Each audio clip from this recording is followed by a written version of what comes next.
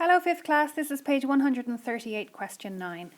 So in the morning a butcher sold 22.586 kilograms.